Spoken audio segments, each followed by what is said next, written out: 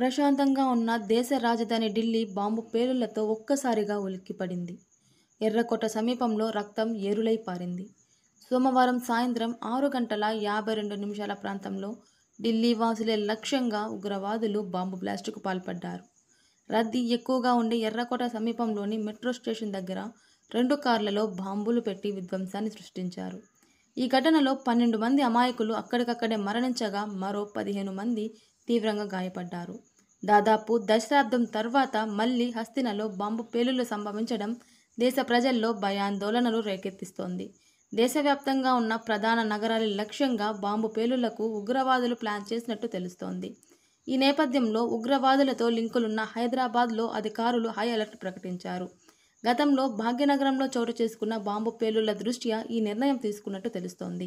ఈ క్రమంలో అనుమానాస్పదంగా ఎవరు కనిపించినా వెంటనే టోల్ ఫ్రీ నెంబర్ 100కి డయల్ చేసి పోలీసులకు సమాచారం అందించాల్సిందిగా సీనియర్ ఐపీఎస్ అధికారి సజ్జనార్ ప్రజలకు పిలుపునిచ్చారు. కాగా 1980 నుంచి ఇప్పటి వరకు 122 సార్లు ఉగ్రవాదులు భారత్లో దాడులకు పాల్పడ్డారు. ఈ దాడుల్లో 3700 మందికి పైగా మరణించారు. ఒక్క ఢిల్లీలోనే 1997 నుంచి ఇప్పటి వరకు 33 సార్లు బాంబు బ్లాస్టులు జరిగాయి.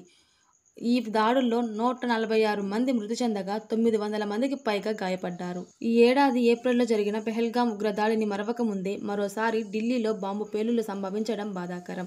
ఈ ఘటనపై ప్రధాని నరేంద్ర మోదీ ఎక్స్ వేదికగా స్పందించారు.